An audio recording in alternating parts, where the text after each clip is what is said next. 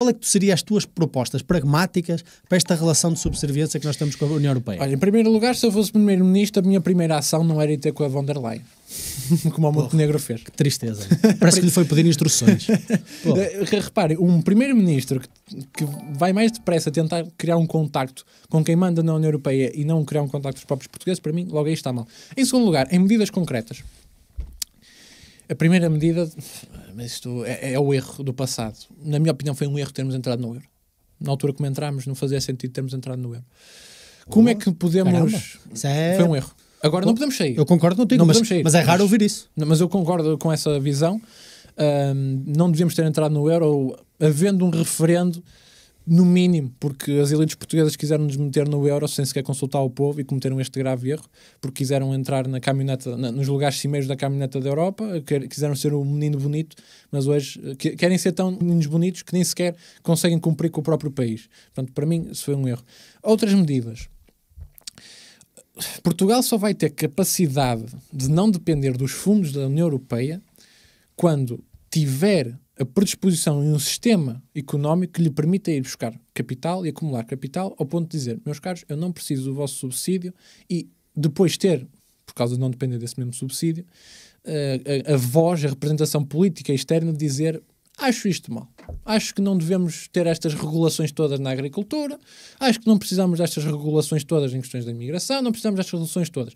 E mais, eu estou a dizer isto, e se quiserem amanhã podem cortar o subsídio que nos estão a dar, mas ao menos nós fazemos a coisa como nós queremos à nossa maneira, como o nosso povo quer. Mas primeiro é preciso o tal poder que disseste. Eu até posso ir contra o direito internacional. A única coisa que me garante, depois de eu não ter mais repercussões, é ter esse poder. Portugal precisa de poder económico. Só consegue ter poder económico. Agora, não tendo soberania monetária, conseguindo atrair investimento e utilizando esse investimento para criar depois ainda mais riqueza. Como é que se atrai investimento?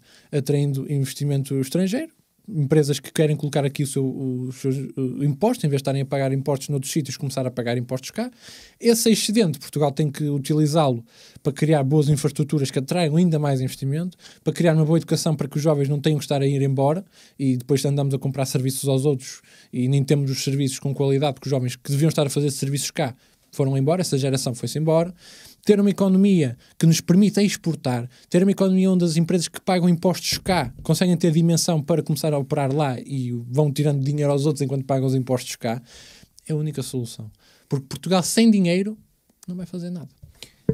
Mas o que é que tu achas sobre... Porque isso parece uma perspectiva muito do ovo e da galinha também, não é? Porque é difícil perceber o que é que nasce primeiro.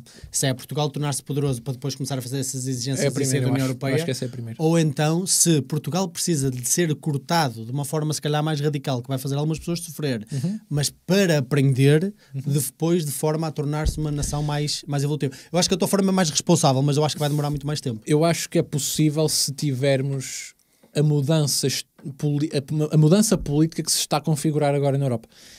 Okay. Se tivermos um bom resultado no Parlamento Europeu, podemos condicionar através do Parlamento outras instituições. Condicionando essas instituições e tendo pessoas mais à direita nessas instituições, podemos reformar a União Europeia por dentro.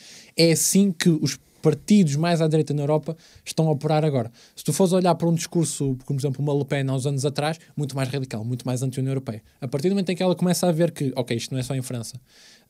Na Alemanha a direita está a crescer, em Portugal a direita está a crescer, Estónia, já Áustrias, Itálias, começamos a ter aqui um bom número de países, por causa da questão dos primeiros ministros que se reúnem, mas no próprio Parlamento Europeu, votação para reformar a União Europeia por dentro. Reformando a União Europeia por dentro, acho que os portugueses sofriam menos e acho que esse cenário do ovo e da galinha dava-nos espaço para colocar a primeira mudança em Portugal e depois a União Europeia ir mudando.